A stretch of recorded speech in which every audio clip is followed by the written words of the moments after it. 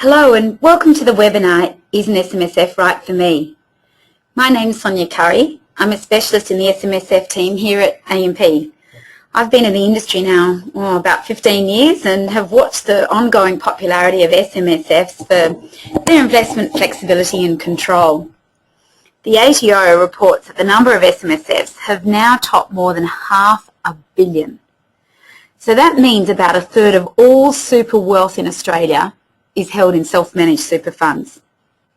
This presentation today focuses on the key thinking points around why it might make sense to start an SMSF. For some people I talk to, it's about viewing their superannuation as a pool of family retirement wealth. For some self-employed people, it can open possibilities to use super for purchasing their business premises. But an SMSF is not the retirement utopia for everyone, especially if you aren't prepared to take on these trustee responsibilities. I'm going to walk you through some of those today. I'll take you through our slides over the next 30 minutes. Today's presentation covers the essentials in determining whether an SMSF is right for you. It's a complex area and any advice given today is general advice only. It may not be appropriate to your personal needs and objectives. So if you'd like personal advice, please call me or email us and we'd be happy to put you in touch with a specialist financial planner. You may recognise AMP as a well-known name in financial services, but did you know that it is now Australia's expert in SMSFs? AMP helps over 15,000 self-managed super funds with administration, compliance, accounting and trustee education.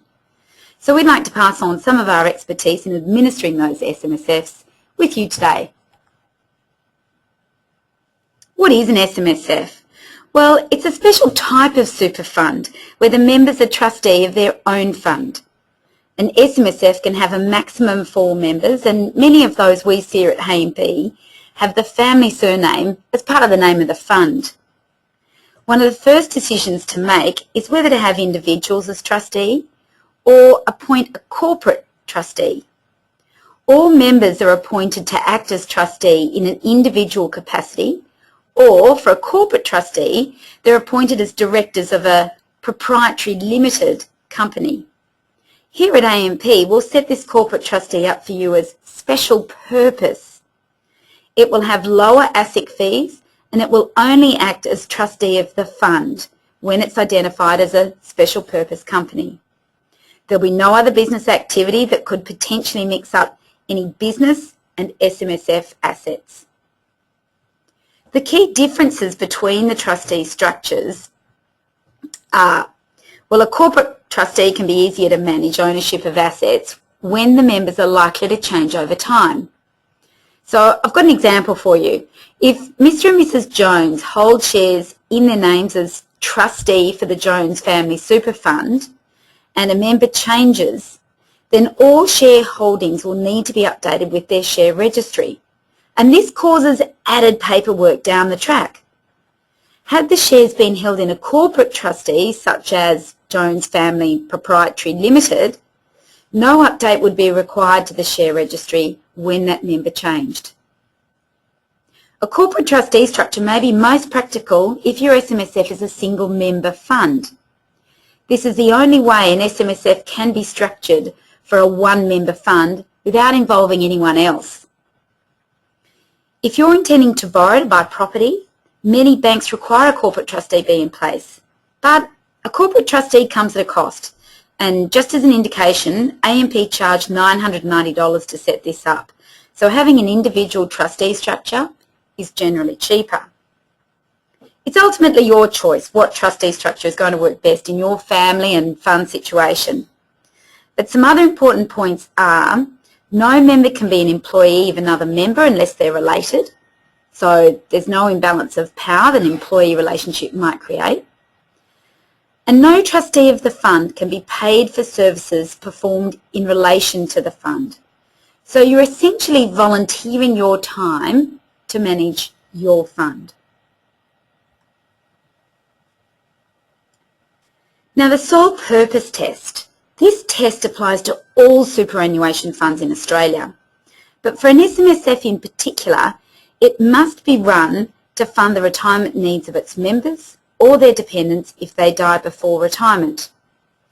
For SMSFs, it's a key investment rule as it maintains the focus of trustees over the control they have in choosing investments.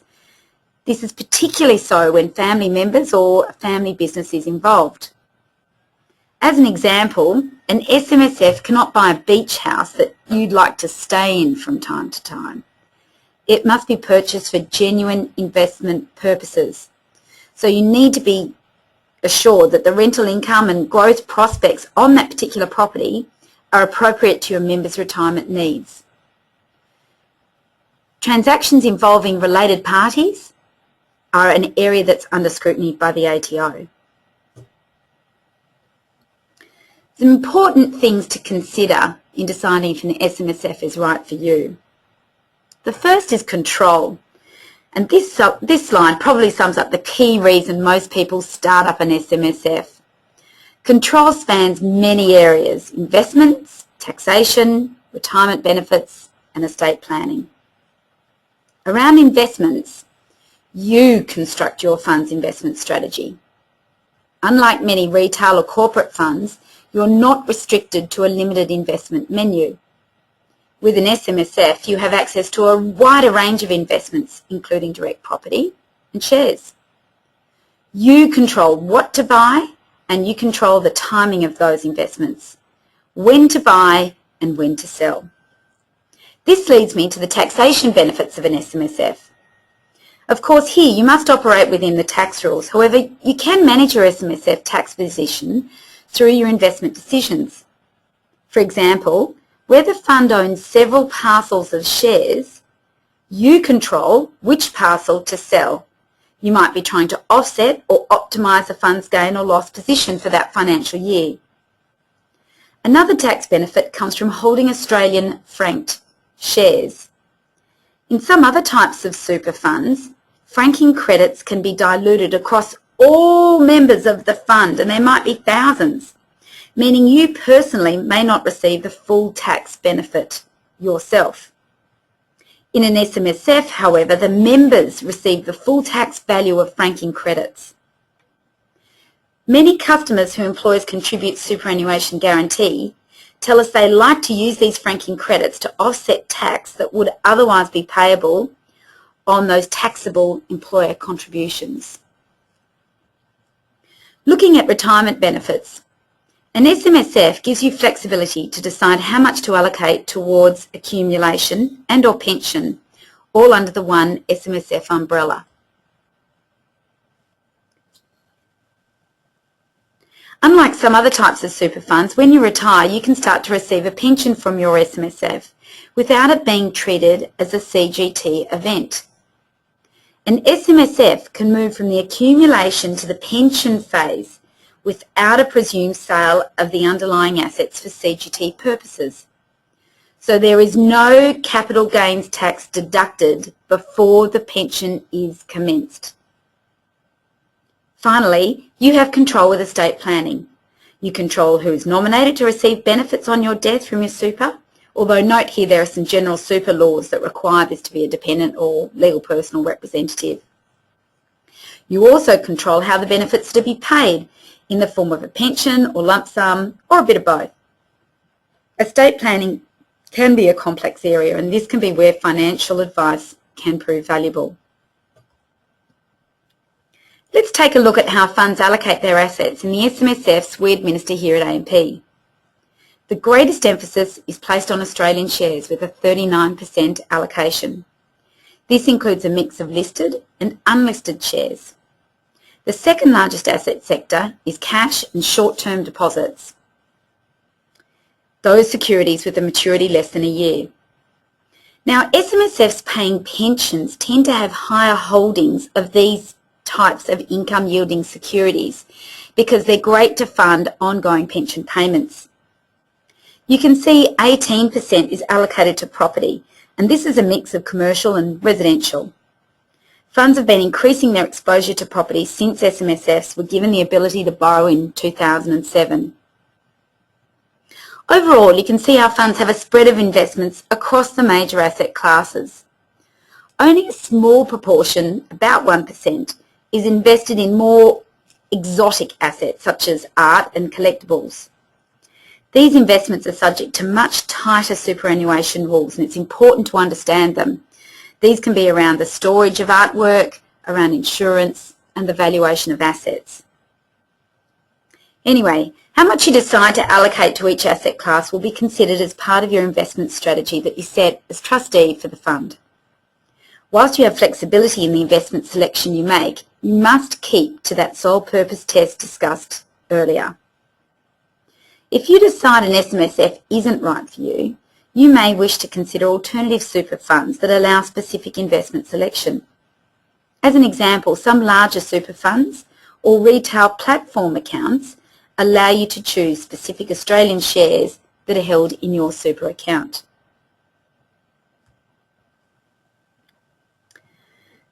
Costs.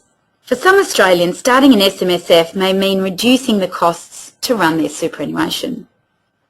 SMSF fees are applied to the fund as a whole rather than the individual members, which is more common in other types of super funds.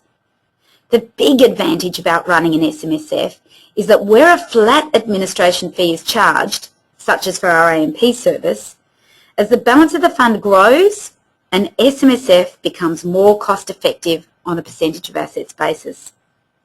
The converse applies, however, which is that when the account balance is small, an SMSF will cost you a higher percentage. The ATO provides guidance on that. If your fund balance is lower than $200,000, the ATO suggests there are more cost-effective ways than an SMSF to hold your super. So why $200,000? Well, that's the point where costs tend to become comparable to the fees you would pay in other types of super funds. It's also important to consider that complexity increases your costs. For example, if you intend having a more complicated investment strategy, say one that includes borrowing to buy property or buying artwork, the need to involve other professionals increases, and hence do your costs. Perhaps the biggest issue to consider with an SMSF is being responsible for all actions of the fund. You must act in accordance with the trust deed, which is like a rule book for the fund activities. You must also be familiar with and comply with the Superannuation Industry Supervision Act, which is lovingly known as SIS. This sets out key compliance requirements, the investment rules and prohibitions, and also general super laws such as those for making contributions.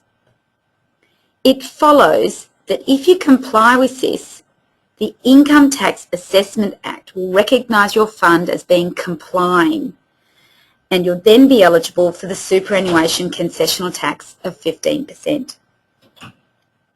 If you opt for a corporate trustee structure, then you'll also need to be aware of and comply with the Corporations Act requirements. And then there are other laws to be aware of, such as the Family Law Act, which can impact the splitting of superannuation benefits on divorce. So you'll need to allocate time for the day-to-day running of your fund, not just making the investments. You need to keep your compliance paperwork in check and stay on top of your superannuation and other laws as they affect your fund. As part of our ongoing professional admin service, we can help you with that SMSF compliance. So let's talk about some of the trustee responsibilities, particularly around compliance. Firstly, an SMSF must lodge its annual return.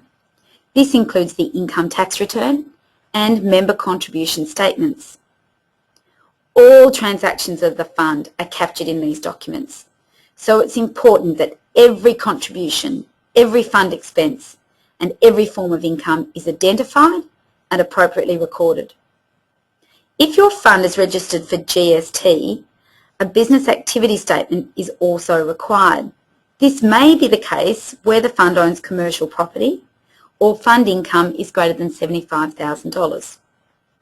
An instalment activity statement is required where the fund remits tax to the ATO, which would be required if, say, the fund pays a pension to a member who's under 60 and tax is deducted prior to that pension being paid. Now moving to the right-hand side of this slide, all funds must conduct an audit. It must be done annually and by an independent auditor. It occurs in two parts. The financial audit is a check that all fund holdings are properly represented in all accounts. Key components that are checked are that all income distributions have been received and that no money is moved into personal accounts. The compliance audit is the legislative follow-up that essentially gives the tick that the fund has met the conditions to be a complying SMSF. These documents are produced annually and they're reviewed at a point in time after the financial year. It's difficult to go back through the year's transactions if details are missing. Perhaps a key document hasn't been signed or executed properly, and you'd need to then fix up errors well after the event might have occurred. So a daily administration service that helps you stay on top of fund activities as they occur can be extremely valuable. If you're planning to live overseas for an extended period, there are additional rules to be aware of. For the fund to remain complying, several tests must be met. Broadly, these are that the fund must be established in Australia. So this is pretty easy. It's a once-off test. The management and control must ordinarily be located in Australia.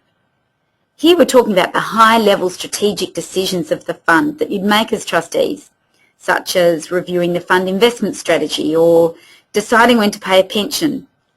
Generally speaking, if you intend to travel within a short period, say less than 2 years, the management and control can be considered to continue to reside in Australia if that is where those decisions are usually made.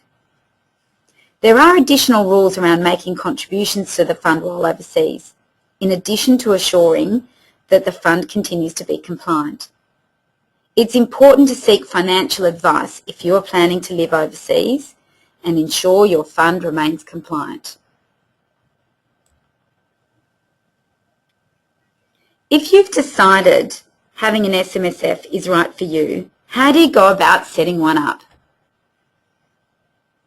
Firstly, consider your personal circumstances. Do you have the time to manage, and are you prepared to take on the responsibility? Secondly, work out the membership structure of your fund.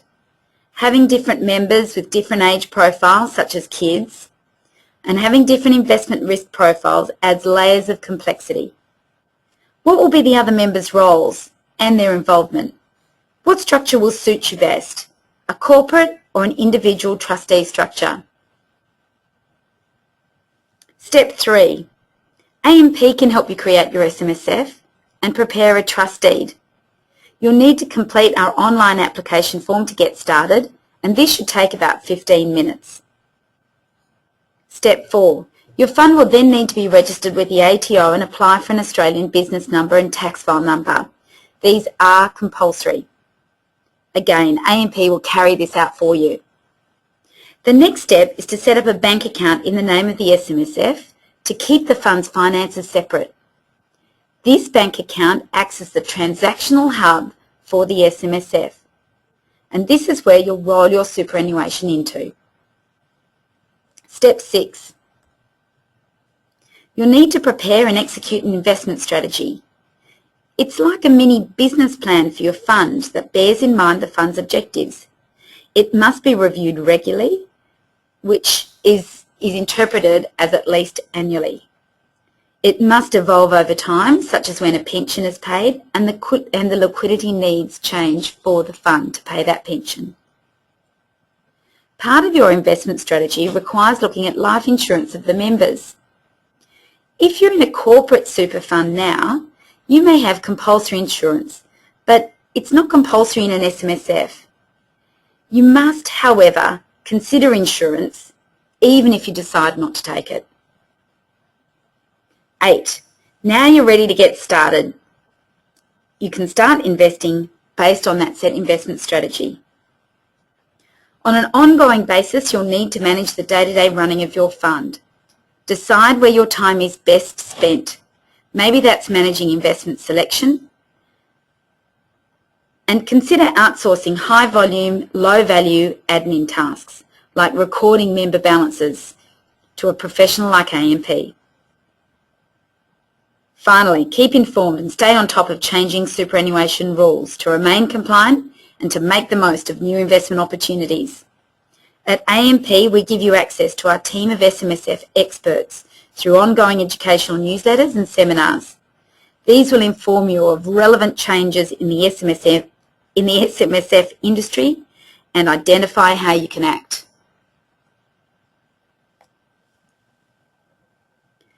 We've covered a lot of things in deciding if an SMSF is right for you.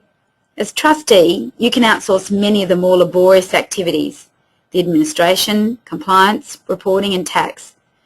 And this will give you the freedom to focus on investing or perhaps spend more time on leisure activities, whatever's more important to you. By outsourcing professional administration to AMP, we can provide you with as little or as much support as you need. It's an end-to-end solution here at AMP. So we'll take care of everything from setting up the fund to dealing with all necessary paperwork to assisting you with compliance now and as your fund's needs evolve in the future.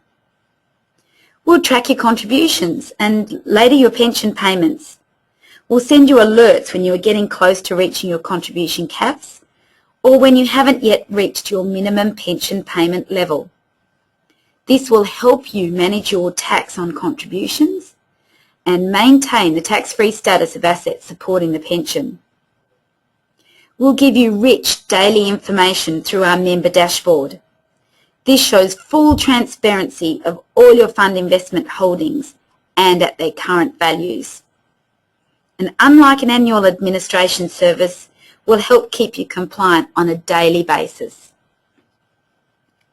Now, AMP becomes your registered tax agent. That means we'll become your fund's appointed accountant and we'll prepare all necessary tax and reporting documents. By alleviating the paperwork burden, you'll have more time to focus on choosing your investments, and this is where customers tell us they feel they can directly add value to their SMSF. You'll be supported with a dedicated client manager. You'll even know their name, and you can call them or email them with any questions you have. You'll also have ongoing educational newsletters and seminars with relevant up-to-date material for SMSF trustees. And if you need personal advice, we can help put you in touch with experienced and accredited financial planners. That puts us at the end of the formal presentation today, so I'd like to thank you for your time and say thank you.